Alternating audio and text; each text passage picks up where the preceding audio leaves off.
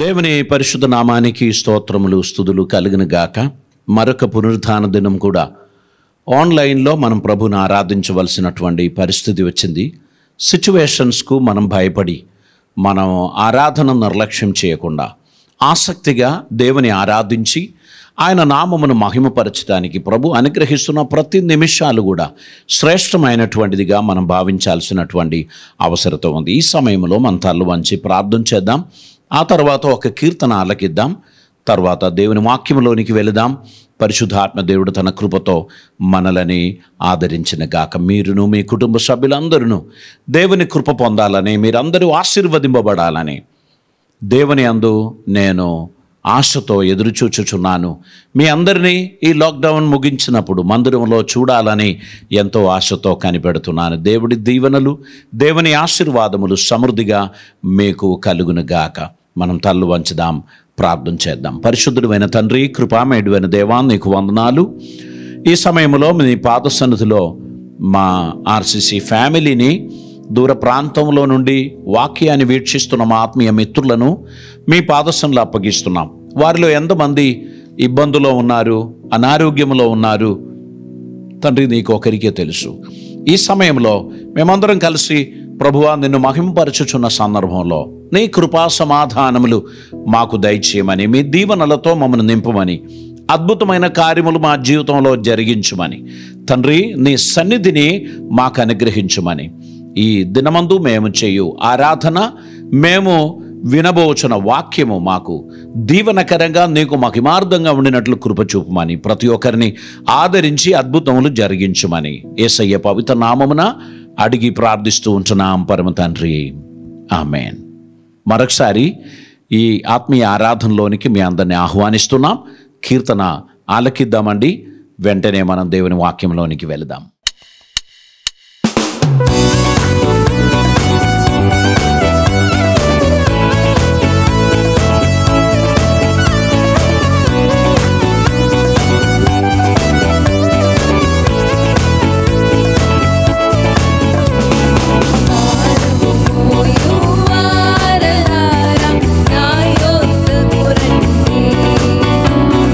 Para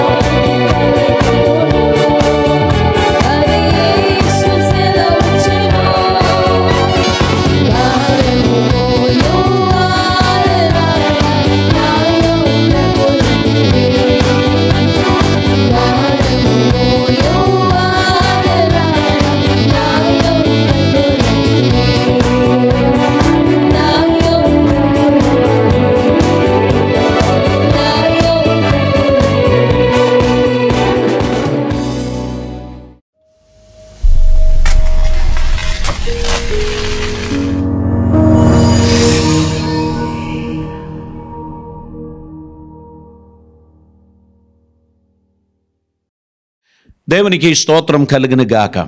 ఈ దినమందు మనం ధ్యానించటానికి ఏర్పరచబడిన వచనం హెబ్రీయులకు రాసిన పత్రిక 11వ అధ్యాయం 24-25 వచనాలు.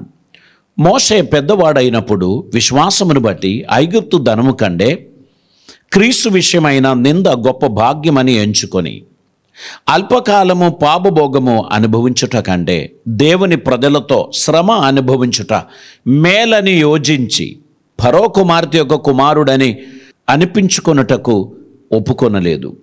ఏలయనగా అతని ప్రతిఫలముగా కలుగబోవు బహుమానమందు దృష్టి ఉంచెను. పరిశుద్ధ వాక్యంలో మనం కొన్ని వారాలుగా భక్తులను గురించి, వారి క్యారెక్టర్ను గురించి మనం ధ్యానిస్తూ వస్తున్నాం. లాస్ట్ వీక్ మనం అబ్రహాం గురించి ధ్యానించడం జరిగింది. ఈరోజు వాస్తవంగా పెంతెకోస్తు పండుగ. యేసు ప్రభు పరలోకానికి ఆరోహణమైపోయి ఇశ్రాయేల్ బిడ్డలు పరిశుద్ధాత్మ వరము కొరకు యేసుక్రీస్తుని శిష్యులు ఎదురు చూచినటువంటి సందర్భంలో ఆయన వాగ్దానం ఇచ్చినట్లు పరిశుద్ధాత్మ వారి మీదకి దిగి వచ్చిన ఆ దినాన్ని పెంతెకోస్తు దినమని బైబిల్ చెప్పుచున్నారు. ఆ దినాన్ని పురస్కరించుకొని ప్రపంచంలో ఉన్న సార్వత్రిక సంఘము ఈరోజు పెంతెకోస్తు పండుగ సెలబ్రేట్ చేస్తున్నారు. మనము ఒక సిరీస్ ధ్యానించుకుంటూ వస్తున్నాము కనుక నేను దాన్ని కంటిన్యూ చేస్తున్నాను. ఈరోజు మోషే అనే వ్యక్తిని గురించి మనం ధ్యానించడానికి ప్రభునందు ఆశించుచున్నాం. మోషే దేవుని సన్నిధిలో ఏ విధంగా దేవుని చేత వాడబడ్డాడు అనేటువంటిది మనం ఆలోచిస్తున్నప్పుడు మోషే తల్లిదండ్రుల విశ్వాసం మోషే జీవితానికి కారణమైంది. ఎందుకనగా ఫరో రాజు ఆజ్ఞాపించినటువంటి ఆజ్ఞ ప్రకారం హెబ్రీయుల కుటుంబాలలో ఒక ముఖ సంతానం పుట్టిన ఎడల నైల్ నదిలో పారవేసి చంపాలి అనేది ఫరో ఆజ్ఞ. ఐగుప్తు దేశంలోని ఫరో పరమాధికారిగా ఉన్నటువంటి సమయంలో ఇటువంటి ఒక ఆజ్ఞ జారీ చేశాడు. కానీ మోషే తల్లిదండ్రులు దేవునిపై, ఆయన అపారమైన కృపపై విశ్వాసం ఉంచినటువంటి వారు. ఆ కుమారుడు పుట్టినప్పుడు దివ్యమైన సౌందర్యం ఆ కుమారునిలో ఈ తల్లిదండ్రులు చూచినందున నైల్ నదిలో పారవేయడానికి వారి మనసు ఒప్పుకోలేదు. దేవుని యందు విశ్వాసం ఉంచారు. 3 నెలల పాటు ఆ కుమారుని వారు దాచి ఉంచారు. కానీ మీకు తెలుసు, ఒక బాబు కానీ పాప కానీ పుడితే ఎక్కువ రోజులు ఎవరికి తెలియకుండా దాచడం అనేది కుదరదు. ఎందుకంటే వాని స్వరం పెరుగుతూ ఉంటుంది, ఆయన అల్లరి చేస్తూ ఉంటాడు, కుటుంబ సభ్యులు ఆ స్వరాన్ని ఆపుకోవడం కష్టం.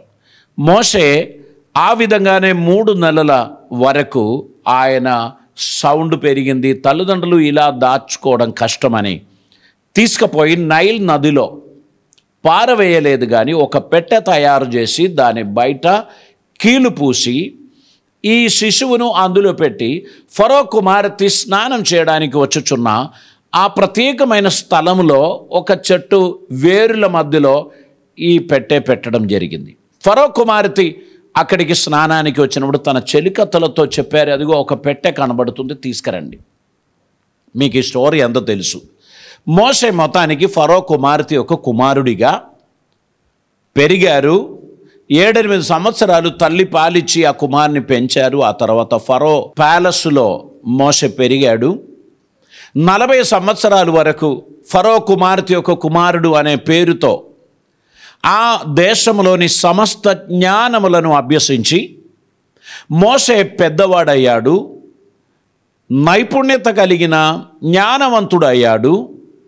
తల్లి 8 సంవత్సరాల వరకు మోషే చెవిలో చెప్పినటువంటి మాటలు ఆయన హృదయం నుండి మాయమైపోలేదు. అది మనసులో పెట్టుకొని ఇశ్రాయేలీయులను ఈ బానిసత్వము నుంచి విడిపించాలి అనేటువంటి ఆ ఆశ ఓ పెద్ద ప్రణాళికగా మోషే హృదయంలో ఉండిపోయింది. ఈ మాట తెలియపరుస్తున్నప్పుడు తల్లిదండ్రులకు నేను ఒక మాట చెప్తాను. మీ బిడ్డలు పుట్టినప్పటి నుంచి 8 సంవత్సరాల వరకు మీరు వారిని దేవుని కృపను నేర్పించి, దేవుని వాక్యమును నేర్పించి, కంఠస్థ వాక్యం కానీ సండే స్కూల్ కానీ వారికి అలవాటు చేసి మీరు వారిని నడిపిస్తే వారు పెద్దవారు అయినప్పుడు దేవుని మార్గము నుండి తొలగిపోరు. యవన కాలంలో కొంచెం త్రొట్టిలేనటువంటి సిచ్యువేషన్స్ వచ్చినా వారిలో చిన్ననాటిన నాటబడిన వాక్యం వారిని తిరిగి ప్రభు దగ్గరికి తీసుకొస్తారు. కాబట్టి పేరెంట్స్ ఈ మాట గుర్తుపెట్టుకోండి, మీ పిల్లల కొరకు విశ్వాసం గల వారిగా ప్రార్థన చేయాలి, జాగ్రత్త కలిగిన కొన్ని డిసిషన్స్ తీసుకోవాలి. వారు దేవుని కృపలో ఎదగడానికి మనం వారికి ప్రోత్సాహనం అందించాలి. మోషే గురించి మనం ఆలోచిస్తున్నప్పుడు నిర్గమకాండం 2వ అధ్యాయం మొదటి 10 వచనాలలో ఈ స్టోరీ ఉంది. నేను అందులోకి వెళ్ళడానికి ఇష్టపడడం లేదు. ఇందులో ఉన్న ప్రాముఖ్యమైన విషయం, భయము కన్నా విశ్వాసానికి మోషే తల్లిదండ్రులు స్థానం ఇచ్చారు. ఫరో రాజుపై భయం ఉంది. ఆజ్ఞను ధిక్కరిస్తే ఏం జరుగుతుంది అని వారికి తెలుసు. సిచ్యువేషన్స్ అన్ని వ్యతిరేకంగా ఉంది. కానీ దేవుని అందున్న అపారమైన విశ్వాసం, అపరిమితమైన విశ్వాసం ఆ కుమారుని బ్రతికించడానికి ఆ తల్లిదండ్రులు నిర్ణయించుకున్నారు. ఆమె తన భర్తతో చెప్పిన మాటకు ఆయన పూర్తి సహకారం అందించి ప్రార్థనాపరురాలైన ఆ తల్లి ప్రార్థనకు ఆ భర్త కూడా ప్రోత్సాహనం ఇచ్చి ఆ కుమారుని బ్రతికించినట్లు మనం చూస్తున్నాం. సిచ్యువేషన్స్ వ్యతిరేకంగా ఉంది. వార్తలు సుఖవంతమైనటువంటిది కాదు, అంతా మనకు వ్యతిరేకం. ఏ క్షణం ఏం జరుగుతుందో ఎవరికీ తెలియదు. ఇటువంటి ఒక సిచ్యువేషన్లో మనం ఆపరేట్ చేయవలసినది భయం కాదు, విశ్వాసం.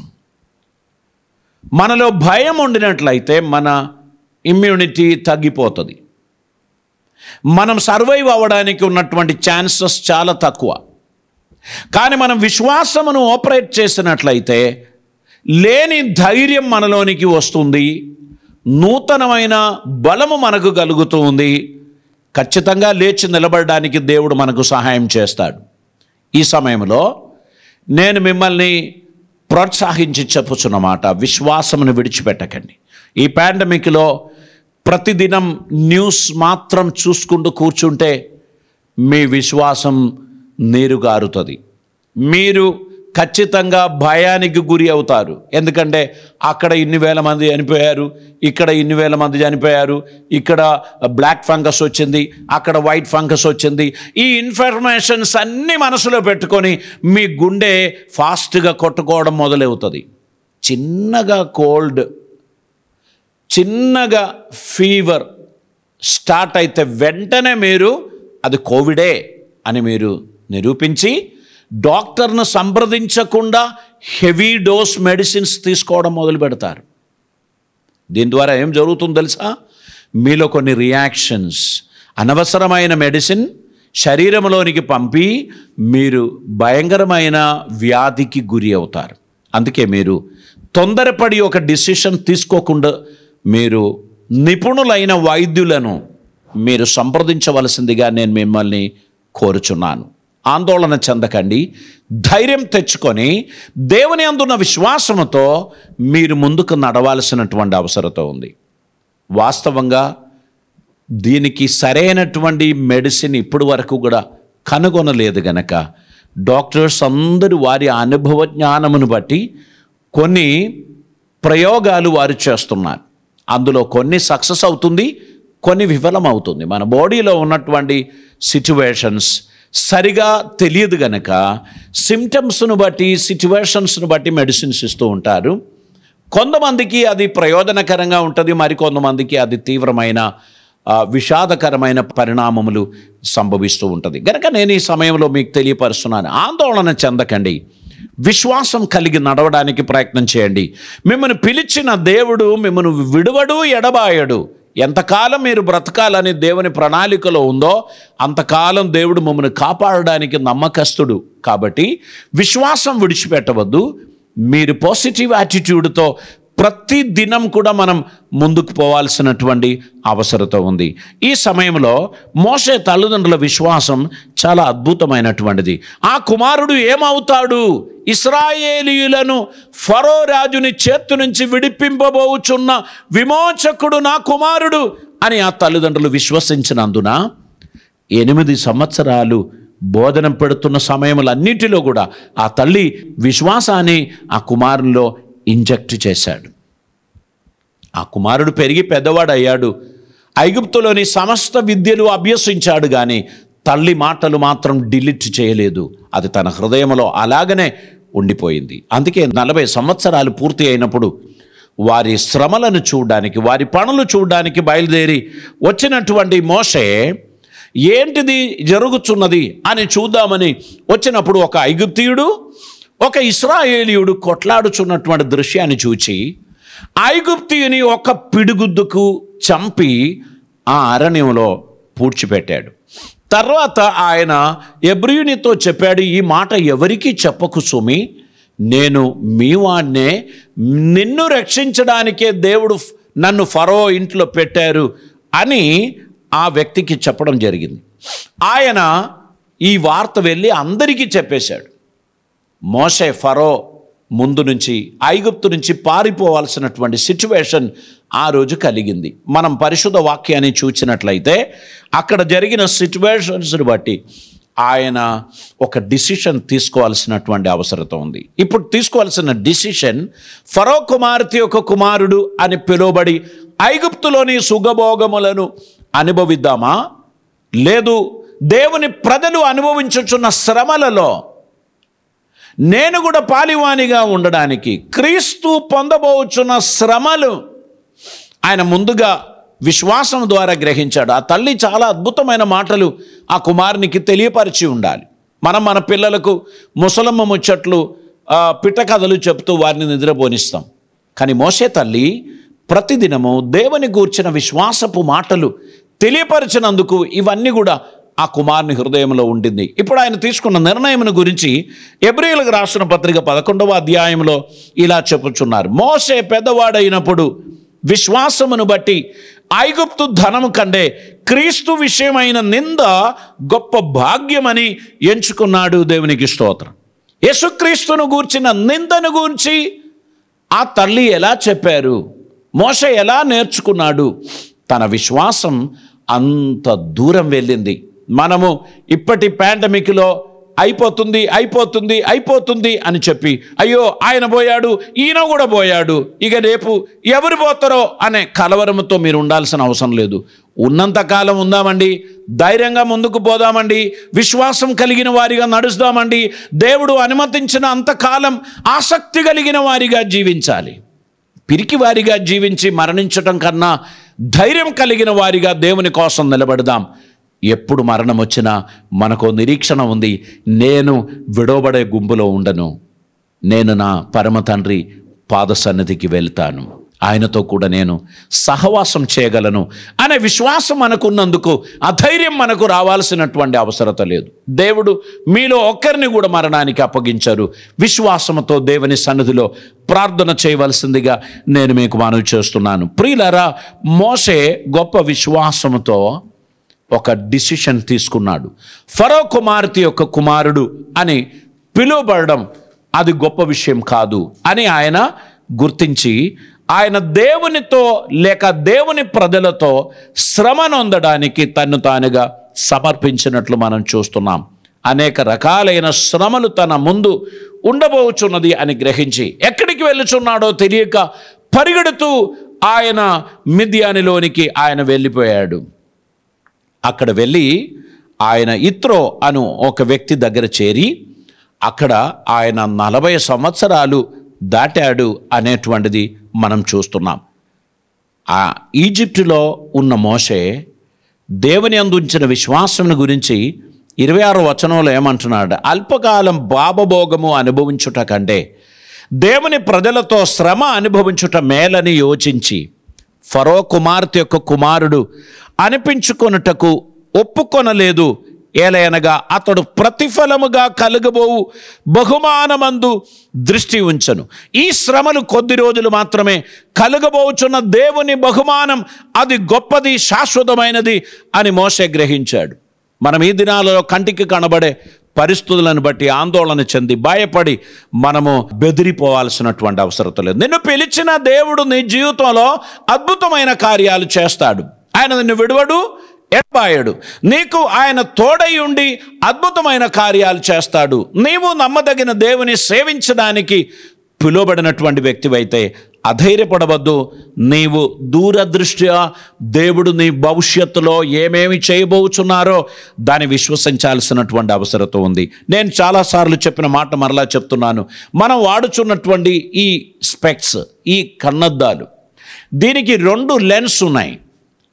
ఒకటి దూరంలో ఉన్నటువంటిది క్లారిటీగా కనబడడానికి, రెండవది దగ్గరలో ఉన్నది స్పష్టంగా చదవడానికి. ఈ బైఫోకల్ గ్లాస్ పెట్టుకొని దగ్గరలో ఉన్నటువంటిది మనకు పెద్దగా కనిపిస్తూ ఉంటుంది, దూరంలో ఉన్నటువంటిది చాలా స్పష్టంగా కనిపిస్తూ ఉంటుంది. 2 లెన్స్. కొందరికి ప్రోగ్రెసివ్ లెన్స్ ఉన్నాయి కనుక 2 వేరుగా కనబడదు, కానీ అందులో అవి 2 విలీనమై ఉంది. ఇక్కడ విశ్వాసం అనే దానిని ఆ పై అద్దముతో మనం పోల్చాలి. పైన దూరంలో ఉన్నటువంటి విషయాలను స్పష్టంగా క్లియర్గా కనబడడానికే ఆ పై లెన్స్, అదే విశ్వాసం. మీ పిల్లలు ప్రస్తుతం అల్లరిగాలు కావచ్చు, అవిధేయులు కావచ్చు, మీకు వారి మీద హోప్ ఏమి ఉండదు కావచ్చు, వారి ప్రవర్తనలు చూస్తే మీకు చాలా ఆందోళన కలుగుతున్నది కావచ్చు, కానీ పైన ఉన్న లెన్స్ ద్వారా మీరు వారిని చూడాలి. నా కుమారుని దేవుడు దర్శింపబోచున్నాడని నేను నమ్ముచున్నాను. ఒక దినం దేవుడు అతని అద్భుతంగా వాడుకుంటాడు అని నేను నమ్ముచున్నాను. అతడు ఒక మంచి సిటిజన్గా తయారు కాబోచున్నాడని నేను నమ్ముచున్నాను. ఈ దేశమును గురించి కూడా అందరూ అయిపోయింది అయిపోయింది అని అంటున్నప్పుడు, విశ్వాస కనులారా శ్రేష్టమైన ఒక దేశం భారతదేశం అని మనం చూడాల్సినటువంటి అవసరం ఉంది. ప్రపంచ దేశాలలో తలమాణిక్యంగా దేవుడు ఉండడానికి ఏర్పరచుకున్న దేశం నా దేశం అని మనం విశ్వసించాలి. భారతదేశం అన్ని దేశములకు పైన ఉంటుంది అని మనం విశ్వసించాలి. మనం ఇప్పుడున్న సిచ్యువేషన్స్ని బట్టి కలత చెంది, నిరాశ చెంది, ఆందోళన చెందాల్సినటువంటి అవసరం లేదు. ముందుకు సాగిపోవాలి. కొంతమంది పిల్లలు పరీక్ష రాసేసి ఆత్మహత్య చేసుకుంటారు. ఎందుకు తెలుసా? ఫెయిల్ అవుతుందనే భయం. రిజల్ట్ వచ్చినప్పుడు ఫస్ట్ క్లాసులో పాస్ అయ్యారు. కొంతమంది సమాధి దగ్గరికి వారి పోస్టింగ్ ఆర్డర్ తీసుకొస్తారు, వారి ప్రమోషన్ ఇన్ఫర్మేషన్ తీసుకొస్తారు. భయం, కలవరం మనుషులను పిరికి వారిగా చేసి జీవితం నుంచి వారు పారిపోవడానికి ప్రయత్నం చేస్తారు. ఈ జీవితం దేవుడు అనుగ్రహించిన దానమే, దేవుడిచ్చిన వరమే. దీనిని సద్వినియోగం చేయడానికి మాత్రమే మనం పిలువబడ్డాం. ఈ సిచ్యువేషన్స్ అన్నీ లాక్డౌన్ చేయబడినది. ఇక నేను ఏమీ చేయలేను అని నిరాశ చెంది ఇంట్లో ఉంటే మనం ఏమీ చేయలేము. కానీ ఏదో ఒకటి చెయ్యాలి అనేటువంటి ఒక తపన మనలో ఉన్నట్లయితే మనం ఖచ్చితంగా సక్సెస్ అవడానికి దేవుడు మనకు సహాయం చేస్తాడు. మన విశ్వాసం ముందుకు నడిపించడానికి సహాయపడుతుంది. మోషే విశ్వసించాడు, వ్యతిరేకతలను దాటి వెళ్ళడానికి దేవుడు అతనికి కృప అనుగ్రహించాడు. దేవునికి స్తోత్రం. 27వ వచనంలో ఇలా చదువుతున్నాం, విశ్వాసమును బట్టి అతడు అదృశ్యమైన వానిని చూచునట్లు స్థిరబుద్ధి గలవాడై రాజాగృహమునకు భయపడక ఐగుప్తును విడిచిపోయెను. విశ్వాసమును బట్టి మోషే, ద మ్యాన్ ఆఫ్ ఫెయిత్, విశ్వాసమును బట్టి రాజా ఆజ్ఞను భయపడలేదు. దేవుడు చేయబోచున్న అద్భుతమైన కార్యములపై శుభాప్తి విశ్వాసం కలిగిన వాడై ఐగుప్తును విడిచి ఎక్కడికో పారిపోయాడు. దేవుడు అతనికి తోడై ఉన్నాడు. దేవుడు అతనికి సహాయం చేశాడు. మోషే తన జీవిత యాత్రలో ఓడిపోలేదు, ఆయన విజయం సాధించాడు. 28వ వచనం చదివినట్లయితే, తొలిచూలు పిల్లలను నాశనం చేయువాడు ఇశ్రాయేలీయులను ముట్టకుండు నిమిత్తము అతడు విశ్వాసమును బట్టి పస్కాను రక్త ప్రోక్షణ ఆచారమును ఆచరించెను. విశ్వాసమును బట్టి వారు పొడి నేల మీద నడిచినట్లు ఎర్ర సముద్రములో పడి విడిచిపోయిరి. దేవునికి స్తోత్రం. మోషే దేవుని యందు విశ్వాసం కలిగిన వాడై ప్రతి సిచ్యువేషన్స్ను అధిగమించడానికి మార్గం కనుగొన్నాడు. ఐగుప్తులో ఉన్నప్పుడే పస్కా పండుగ ఆచరించాడు. దేవునికి స్తోత్రం. ఇంకా ఎర్ర సముద్రం దాటలేదు. గొర్రెపిల్లను వధించాడు. దాని రక్తం ద్వారబంధం మీద పూశాడు.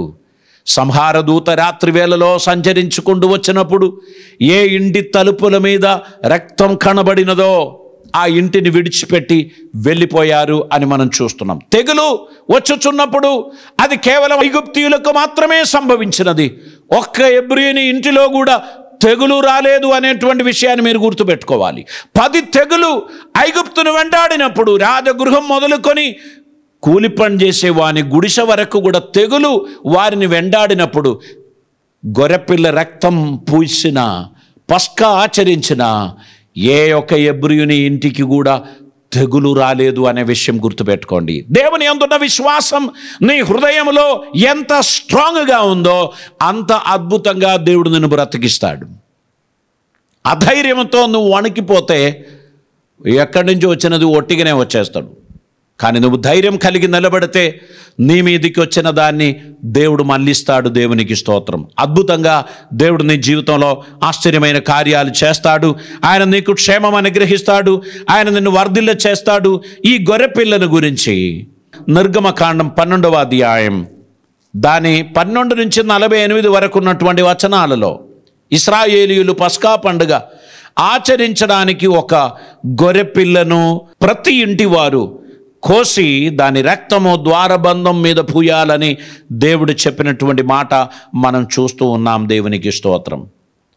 అయితే ఇశ్రాయేలీయులకు దేవుడు ఈ నియమాన్ని నిత్య నిబంధనగా వారికి అనుగ్రహించటం జరిగింది. వారు ఆ అధ్యాయం అంతటిలో మీరు చదివినట్లయితే పస్కా పండుగ ఆచరించడానికి వారికి దేవుడు ఒక కట్టడ ఇచ్చారు అని మనం చూస్తున్నాం. ఇశ్రాయేలీయులు ఒక ఇంచు కూడా కదలకుండా దాన్ని కాపాడుకుంటూ పాటించుకుంటూ వచ్చారు. అందుకే దేవుడు వారికి ఎల్లవేళలో తోడుగా ఉండి వారికి విజయం ఎల్లప్పుడూ కలుగజేస్తూ ఉంటారు. ఇక్కడ మనం దేవుని వాక్యాన్ని మనం పరిశీలించుచున్నటువంటి సమయంలో యోహాను సువార్త 1వ అధ్యాయం 29వ వచనంలో మనం ఇలా చదువుచున్నాం. మరునాడు యోహాను యేసు తన యొద్దకు రాగా చూచి, ఇదిగో లోక పాపమును మోసుకొని పోవు దేవుని గొర్రెపిల్ల, నా వెనుక ఒక మనుష్యుడు వచ్చుచున్నాడు, ఆయన నాకండే ప్రముఖుడు గనుక నాకండే మొదటివాడాయను, నేనెవరిని గూర్చి చెప్పితునో ఆయనే ఈయన అని చెప్పి యేసును గూర్చి తన శిష్యులకు పరిచయం చేయడం జరిగింది. దేవునికి స్తోత్రం. 35వ వచనం. మరునాడు మరలా యోహానును అతని శిష్యులలో 2 నిలుచుండగా అతడు నడుచుచున్న యేసు వైపు చూచి, ఇదిగో దేవుని గొర్రెపిల్ల అని చెప్పెను. అతడు చెప్పిన మాట ఆ 2 శిష్యులు విని యేసును వెంబడించిరి. యోహానును విడిచిపెట్టి యేసును వెంబడించారు. ఎందుకు తెలుసా? ఒక బెటర్ వర్డ్, నిరాశ కలిగించే, భయం కలిగించే దానిలో నుండి నిరీక్షణ కలిగించే ఒక వాక్యం యోహాను తన నోటి ద్వారా పలికారు. వారు యోహాను విడిచి యేసును వెంబడించినట్లు పరిశుద్ధ వాక్యంలో మనం చూస్తూ ఉన్నాం.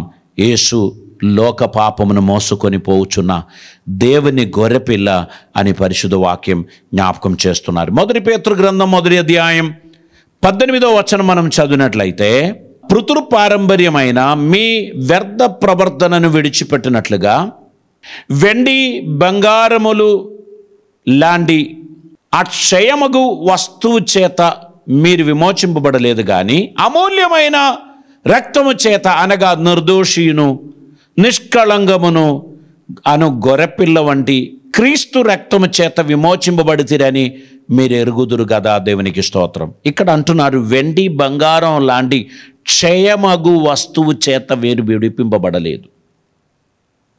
మీరు క్రీస్తు రక్తము ద్వారా, పవిత్రమైన ఆయన రక్తము ద్వారా మీరు విమోచింపబడ్డారు. దేవుడు తన కృప ద్వారా మనల్ని ఏర్పరచుకున్నాడు గనక మనం ఆయనకు స్తోత్రం చెల్లించడానికి బద్దులమై ఉన్నాం. దేవునికి స్తోత్రం. ప్రియులారా, యేసయ్య రక్తం సమస్త పాపముల నుండి మనల్ని విమోచించుచున్నది, మనల్ని విడిపించుచున్నది. ఇశ్రాయేలీయులను పస్కా పండుగ అయిన తర్వాత తీసుకొని బయలుదేరిన మోషేకి భయంకరమైన ఒక సమస్య ఎదురైంది. వారు వెళ్ళినది ఎర్ర సముద్రం ముందుకు, ఇటువైపు కొండలు అటువైపు కొండలు. వెనకకు తిరిగి చూస్తే ఫరో సైన్యం భయంకరమైన ఆర్భాటముతో ఆక్రోశముతో వారి మీదకి వచ్చుచున్నారు. ఇప్పుడు ప్రజలందరూ కేకలు వేస్తున్నారు, అయ్యో చావడానికి మమ్మల్ని ఎర్ర సముద్రం దగ్గరికి తీసుకొచ్చావా అని అడుగుచున్నప్పుడు మోషే దేవుని వైపు తన కన్నులెత్తి మొరపెట్టారు. దేవునికి స్తోత్రం. నిందలు, అపహాస్యములు, సమస్యలు నీ జీవితంలో ఎదురవుతున్నప్పుడు కన్నులు ఎత్తవలసినది దేవుని వైపే. ఆయన ఖచ్చితంగా నీ జీవితంలో సమాధానమును, విడుదలను ప్రకటించువాడై ఉన్నాడు. నీ స్థితి మార్చువాడు ఆయన ఒక్కడే. నీ సిచ్యువేషన్స్ అర్థం చేసుకోగలిగిన వాడు ఆయన ఒక్కడే. పాండమిక్ భయంకరమైన సముద్ర తరంగముల వలె భూలోకమును మృంగివేయడానికి ప్రతి దేశమును ఆక్రమించుచున్న సమయంలో విశ్వాసపు మాటలు పలకడానికి దేవుడు నన్ను పిలిచాడు. అధైర్యపడవద్దు సుమా. అందరూ ధైర్యం పోగొట్టుకొని ఉన్నటువంటి సమయంలో కూడా నా దేవుడు సజీవుడు, ఆయన నన్ను ఖచ్చితంగా బ్రతికిస్తాడు అనే సాక్ష్యం ఇచ్చుకుంటూ ధైర్యం కలిగి ముందుకు పోవడానికి ప్రయత్నం చేయాలి. దేవుడు నిన్ను విడువడు, ఎడబాయడు. దేవుడు నీ జీవితంలో అద్భుతం చేస్తాడు. ఆయన నీకు సహాయం చేస్తాడు. నీ జీవితంలో జయమే అనుగ్రహిస్తాడు. ఆయన కృప పొందడానికి తగినట్లు నీ జీవితాన్ని నువ్వు సమర్పించాలి. భయంకరమైన సముద్రమును చూచి ప్రజలందరూ ఆందోళన చెందుచుచున్నప్పుడు దేవుడు చెప్పాడు, మోషే నీ చేతిలోనిది ఆ ఎండిన కర్ర సముద్రం వైపు చాపు. మోషే విశ్వాసముతో ఆ ఎండిపోయిన కర్రను తీసుకొని సముద్రం వైపు చాపగా సముద్రం రెండుగా పాయలు చేయబడినది. ప్రజలందరూ ఆరిపోయిన నేలలో నడిచినట్లు ఆ సముద్రం నడుమధ్యలో నడుచుకుంటూ వెళితే కనీసం కొన్ని వందల ఫీటులో నీళ్లు పైకి నిలబడి ఉన్నది. అందులో అక్వేరియంలో కనబడినట్లు చేపలు, సముద్ర జీవులు అన్ని వారికి కనిపిస్తుంది. వారు గమ్యం కొరకు, లక్ష్యస్థానం కొరకు పరిగెడుతూ వారి ముందుకు వెళ్ళుచున్నప్పుడు సముద్రం అలాగనే ఉండిపోయింది. దేవునికి స్తోత్రం. నీకు విరోధంగా వచ్చిన శత్రువు ఎంత గొప్పవాడైనా సరే, నీవు విశ్వాసపు మాటలు పలికినట్లయితే దానిని దేవుడు పక్కకు తొలగిస్తాడు. నీకు ఆరిపోయిన నేలను దేవుడు సిద్ధపరుస్తాడు. కలవరపడకమ్మా, దిగులు చెందకు, విశ్వాసంతో ముందుకు వెళ్ళండి. మోషే ఎదుర్కొన్నటువంటి సమస్యలను గురించి ఆలోచించండి. బ్రతకడానికి ఏ యోగ్యత లేని కాలములో ఆయన పుట్టాడు. అప్పుడే మరణించవలసిన మోషే 40 సంవత్సరాలు ఏ రాజభవనము నుంచి ఆజ్ఞ జారీ చేసిందో అదే రాజభవనములోని భోజనం చేస్తూ, అదే రాజభవనములోని ఆ పరుపు మీద పండుకొని ఆయన నిద్రపోవడం, అక్కడ భుజించడం, అక్కడ పెరగడం, ఇవన్నీ దేవుడు చేశాడు. అసాధ్యమని లోకమందరూ చెప్తారు, కానీ నువ్వు చెప్పాలి, సాధ్యమే, సాధ్యమే, సాధ్యమే. దేవునికి సమస్తం సాధ్యమే. నా దేవుని వలన నాకును సాధ్యమే అని చెప్పడానికి నీకు శక్తి, సామర్థ్యం సంపాదించుకోవాలి. ఈ వాక్యం ఉత్తమమైన ఉదాహరణలు మనకు దయచేస్తున్నారు. ఈ వాక్యం చాలినది. దీనిని విశ్వసించుచున్న విశ్వాసి అధైర్యం తొలగిపోవునుగాక, నీలో ఉన్న భయం తొలగిపోవునుగాక. విశ్వాసపు మాటలు పలకడానికి దేవుడు నిన్ను ప్రత్యేకించుచున్నాడు. అధైర్యపు మాటలు చెప్పేవారికి నీ చెవిని మూసివేయి. విశ్వాస సహితమైన సందేశములను, విశ్వాస సహితమైన పాటలను, విశ్వాస సహితమైన మాటలను వినడానికి నీ చెవును అప్పగించవలసినటువంటి అవసరం ఉంది. నీ దేవుడు నమ్మదగిన వాడు. ఆయన నిన్ను విడువడు, ఎడబాయడు. నీ జీవితంలో ఆశ్చర్యమైన కార్యాలు చేస్తాడు. ఆయన నమ్మదగిన దేవుడై మన మధ్యలో ఉన్నాడు. దేవునికి స్తోత్రం. గనక మోషే జీవితం అంతా కూడా ఒక డ్రామా చూసినట్లే అయిపోయింది. అసాధ్యముల మధ్యలో గుండా మోషే నడుచుకుంటూ వెళుచున్నారు. పుట్టకూడదని చెప్పిన దేశంలో పుట్టాడు, బ్రతకకూడని రాజభవనంలో బ్రతికాడు. మళ్ళీ అక్కడి నుంచి అయోమయంలోనికి పారిపోయిన 40 సంవత్సరాలు దేవుడు అతన్ని సిద్ధపరచుకుంటూ వచ్చారు. 80 సంవత్సరాలను మోషేకి దేవుడు ప్రత్యక్షమై, మోషే తిరిగి ఐగుప్తునకు వెళ్ళు, నేను నిన్ను వాడుకోబోచున్నాను. అయ్యో ప్రభువా, నేను చాలా ఆశ పెట్టుకున్న దినాలలో నువ్వు నన్ను వాడుకోలేదు. నేనిప్పుడు వాడబడలేను. నా మాటలు మందమైంది, నా నాలుక మందమైంది, నా మాటలు నత్తిగలదైంది. ఇప్పుడు నేను వెళ్ళలేనయ్యా, నేను వెళ్ళలేను, నా లైఫ్ అయిపోయింది అని అంటే దేవుడు అంటున్నాడు, ఇదే సరైన సమయం, నేను నీతో కూడా వస్తాను. నువ్వు ఒంటరిగా వెళ్ళవు, నేను నీతో కూడా వస్తాను. నీ నోటికి నా మాటలు నేను ఉంచుతాను. మోషే ఐగుప్తుకు వెళ్ళాడు. దేవుడు చెప్పిన ప్రతి కార్యం కూడా మోషే చేశాడు. దేవుడు చెప్పినట్లు మాట్లాడాడు, దేవుడు చెప్పినట్లు చేశాడు, దేవుని చిత్తం నెరవేర్చాడు. ఆయన జీవితంలో దేవుడు సమస్తమును అనుకూలపరిచాడు. ప్రియులారా, మోషే వృద్ధుడై ఉన్న సమయంలో 120 సంవత్సరాల వరకు, మరొక 40 సంవత్సరాలు దేవుడు అద్భుతంగా ఇశ్రాయేలీయులకు నాయకుడిగా, కాపరిగా మోషేను దేవుడు నియమించాడు. మోషే ద్వారా ప్రజలను నడిపించాడు. కనాను దేశమునకు సమీపించేంత వరకు కూడా ఇశ్రాయేలీయులను మోషే నడిపించారు అని మనం చూస్తున్నాం. మన దేవుడు ఏదైనా ఒక కార్యం ఆలోచించినట్లయితే ఆయన వెనకకు పోడు, ఆయన ఖచ్చితంగా జరిగిస్తాడు. కాబట్టి దేవుని గూర్చి మీకేమీ అధైర్యము, అనుమానము ఉండవలసినటువంటి అవసరత లేదు. ప్రభు నీ హృదయాన్ని చూచుచున్నాడు, నీ స్థితిగతులను ఎరిగి ఉన్నాడు. నువ్వు నీ సహాయ స్థితిలో ఉందో నీ దేవునికి తెలుసు. ఆయనకు మొరపెట్టండి. ఆషామాషిగా జీవించడానికి ప్రయత్నం చేయకండి. సంపూర్ణ సమర్పణతో దేవుని కోసం నేను జీవిస్తాను అనేటువంటి డిసిషన్ మీరు తీసుకున్నట్లయితే మీ జీవిత యాత్రలో ఎక్కడా మీరు ఓడిపోరు. దేవుడు మిమ్మల్ని బ్రతికించి నడిపిస్తాడు. దేవునికి స్తోత్రం. నీకు విరోధముగా నిరూపింపబడిన ఏ ఆయుధం కూడా వర్ధిల్లదు. ఎందుకనగా దేవుడు నీకు తోడుగా ఉన్నాడు. దేవునికి స్తోత్రం. మోషే జీవితం ఒక అద్భుతమైన ఉదాహరణ. మోషేను ఇశ్రాయేలీయులను పాడు చేస్తాను అని చెప్పినటువంటి ఫరో, అతని సైన్యం ఎర్ర సముద్రంలో మునిగి తేలారు.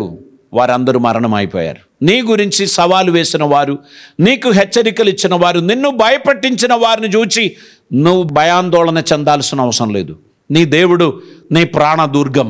ఆయన నీకు సురక్ష ఇస్తాడు. ఆయన నీకు రక్షణ అనుగ్రహిస్తాడు. ఆయన అద్భుతమైన కార్యములు మీ జీవితంలో జరిగిస్తాడు. గనుక ప్రభునందు విశ్వాసం ఉంచి ముందుకు నడవండి. ఈజిప్షియన్ ఆర్మీ ఎర్ర సముద్రంలో మునిగి తేలారు. దేవునికి స్తోత్రం. ఈ సమీప కాలంలో ఆ ఫరో రాజుని రథములు, దాని చక్రములు ఎర్ర సముద్రం నుంచి వారికి దొరికింది. చరిత్రలో నిలిచిపోయిన ఒక అద్భుత సంభవం. ఎర్ర సముద్రమును పాయలు చేసి తన ప్రజలు 20 లక్షల మందిని ఎండిన నేల మీదకెళ్ళి నడిపించి అరణ్యములో దేవుడు ప్రవేశపెట్టారు. ప్రియ విశ్వాసి, నీ దేవుడు సజీవుడు, అద్భుతకరుడు, ఆశ్చర్యమైన కార్యములు చేయగలిగిన వాడు. ఆయన యందు విశ్వాసం ఉంచండి. ఈ పాండమిక్లో నిన్ను కాపాడగలిగిన వాడు నీ దేవుడు ఒక్కడే. సూక్ష్మముగా ఉన్న ఈ అణు, మన కంటికి కనబడని ఈ వస్తువు, దానికి ప్రాణం కూడా లేదు, ఒక ప్రోటీన్ కణం, అది మన శరీరంలో ప్రవేశించి మన ఊపిరితిత్తుని పూర్తిగా పాడు చేసేటువంటి విధముగా ఆయన అది ప్రవర్తిస్తున్నప్పుడు మన దేవుడు తలంచుకున్నట్లయితే మనందరినీ ప్రొటెక్ట్ చేయగలుగుతారు. ఆయన మీద విశ్వాసం అర్పించండి.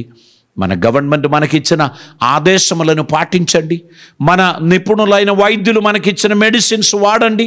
వ్యాక్సినేషన్ తీసుకోండి. దేవునికి మీరు అనుకూలమైన విశ్వాస జీవితం కలిగి నడవండి. దేవుడు ఈ కష్టకాలంలో మీకు తోడుగా ఉండి మిమ్మల్ని నడిపిస్తారు. దేవునికి స్తోత్రం. ఆయన మన జీవితంలో గొప్ప విశ్వాసాన్ని కలుగజేశాడు. భక్తుల జీవితంలో జరిగిన విషయాలన్నీ కూడా మన విశ్వాసాన్ని పెంపొందింప చేయడానికి దేవుడు అనుమతించినటువంటిది అని మనం గ్రహించాల్సినటువంటి అవసరత ఉంది. గనక దైవ చిత్తం నెరవేర్చడానికి ఉన్న ఒక సమర్పణ మన జీవితంలో అవసరం. దానికి విశ్వాసం ఉండాలి, సమర్పణ ఉండాలి, మనం విధేయత గల వారిగా ఉండాలి. దేవుడు చెప్పిన కార్యములు చేయాలి. అది చేయకుండా వెనకకపోతే నువ్వు నిన్నే మోసగించిన వ్యక్తి అవుతావు. విశ్వాసం లేకుండా నువ్వు ఆయన ఎదురు నిలబడి నువ్వు చెప్పినవన్నీ ఒట్టిదే అని నిరూపించిన స్థాయికి నువ్వు దిగజారిపోవద్దు. విశ్వసించండి. విశ్వసించిన దాని కొరకు నిలబడండి. దేవుడు నీ జీవితంలో అద్భుతములు చేస్తాడు. ప్రతి అసాధ్యములను ఆయన సుసాధ్యముగా మారుస్తాడు. ఆయన యందు విశ్వాసం ఉంచండి. ఆయన యందు విధేయత కలిగి ఉండండి. ఆయన నమ్మదగిన వాడు అని ఆయన మనకు నిరూపించే దేవుడై ఉన్నాడు. మనం ఆశ్రయించడానికి యోగ్యత కలిగిన దేవుడు ఆయనే. ఆయన సన్నిధిలో మన హృదయాలను సమర్పిద్దాం. దేవునికి ఇష్టలుగా జీవించడానికి మనల్ని మనం సమర్పించుకుంటూ మనం ప్రార్థన చేద్దాం. పరిశుద్ధాత్మ దేవుడు తన కృప ద్వారా మనలని ఆదరించును గాక. పరిశుద్ధుడైన తండ్రి, కృపామయుడైన దేవా, నీకు వందనాలు. ఈరోజు మేము మోషే జీవితం ద్వారా అనేక విషయాలు నేర్చుకోవడానికి కృప చూపినందుకు స్తోత్రం తండ్రి. విశ్వాసమును బట్టి మోషే తల్లిదండ్రులు ఆ కుమారుని మరణానికి అప్పగించలేదు. విశ్వాసమును బట్టి మోషే ఐగుప్తు దేశంలోని సుఖభోగములను ఎన్నుకోలేదు. దేవా, విశ్వాసమును బట్టి ఎంత శ్రమైనా ఎంత కష్టమైనా అనుభవించడానికి ఆయన సమర్పించుకున్నాడు. దేవుడు ముఖాముఖిగా మాట్లాడిన మంచి స్నేహితుడు మోషే అని మేము విన్నాం తండ్రి. మేము కూడా ఒక స్టెప్ ముందుకొచ్చి ఇంకా విశ్వసించడానికి, లోతుగా విశ్వసించడానికి, సంపూర్ణమైన సమర్పణ కలిగి నడవడానికి నీ కృప మాకు దయచేయమని ప్రార్థిస్తున్నాం. ప్రతి ఒక్కరిని దీవించమని, అద్భుతములు జరిగించమని, మీ సన్నిధిని మాకు దయచేయమని, నీ బిడ్డలందరినీ ఆశీర్వదించమని, ధారాళమైన కృపలతో నింపుమని, ఈ ఆన్లైన్ సర్వీస్ వారి బంధువులకు, వారి మిత్రులకు, వారి స్నేహితులకు వారి షేర్ చేస్తూ ఈ సందేశం అనేకులు వినడానికి తగినట్లు తండ్రి నీ కృపా సమాధానములు ఈ ప్రియ బిడ్డలకు అనుగ్రహించమని ప్రార్థిస్తున్నాం. రానున్న ఒక వారం జయోత్సవంగా వారిని నడిపించమని, నీ నామమును మహిమపరచమని, అద్భుతములు జరిగించమని, వీరు వర్ధిల్లినట్లు కృప చూపమని, ధారాళమైన ఆశీర్వాదములు వారి జీవితంలో జరిగించి నువ్వు మహిమ పొందుమని, కృప చూపమని యేసయ్య పవిత్ర నామమున అడిగి ప్రార్థిస్తూ ఉంటున్నాం పరమ తండ్రి, ఆమేన్. ఈ సమయంలో మన కోయర్ వారు పాడినటువంటి ఒక పాట మనం విందాం. ఆ సమయంలో ప్రభు పరిచర్య కొరకైన అర్పణలు అర్పిద్దామండి. విశ్వాసంతో విత్తనములు వేయండి. గొప్ప పండగ మీకు తిరిగి వచ్చును. 30దంతలుగా, 60దంతలుగా, 100అంతలుగా దాన్ని ఫలింపచేయు దేవుడు మిమ్మల్ని ఆశీర్వదిస్తాడు. గనక అయోమయంగా ఉండకండి. మీరు ఆన్లైన్లోనే మీ అర్పణలు అర్పించడానికి ఉన్న ఏర్పాట్లు స్క్రీన్లో చేయబడి ఉన్నది. వాటిని చూడండి. ఏర్పాటు చేసినటువంటి పద్ధతిని పాటించండి.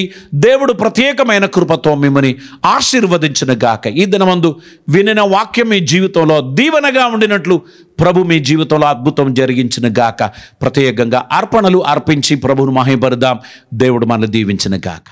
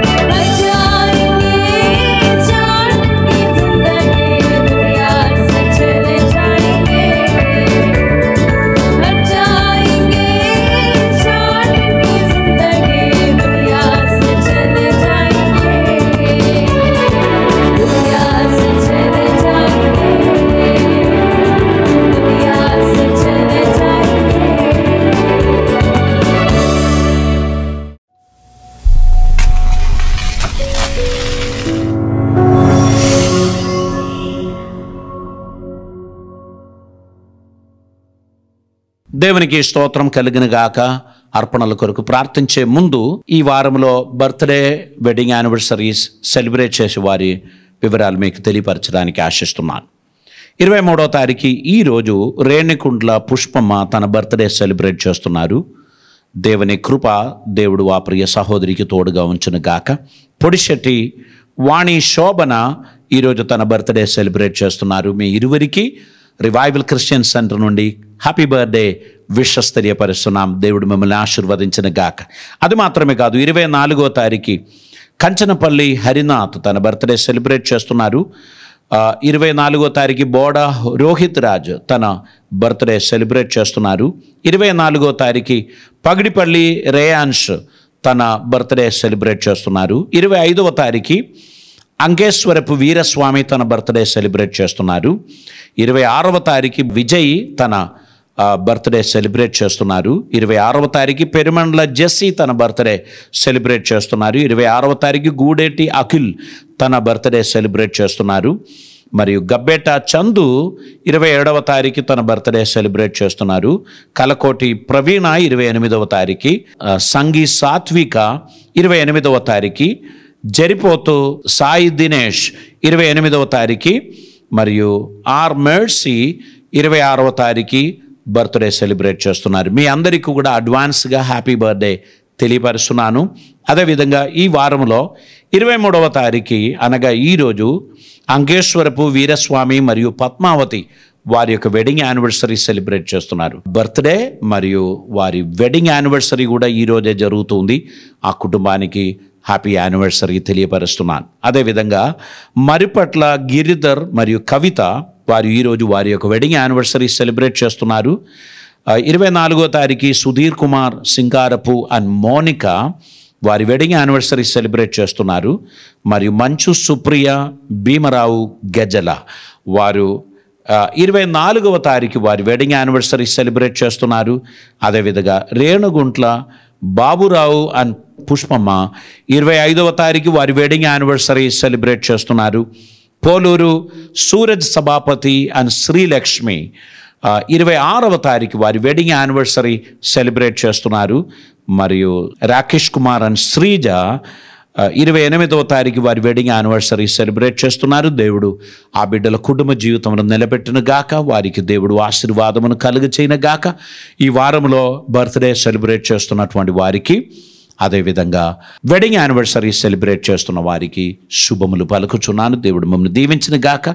ఈ చెప్పబడిన వారి నిమిత్తమై మరియు అర్పించిన అర్పణల కొరకు, మీరు ఆన్లైన్లో చేసినటువంటి అర్పణల కొరకు కూడా మనం ప్రార్థన చేయబోచున్నాం.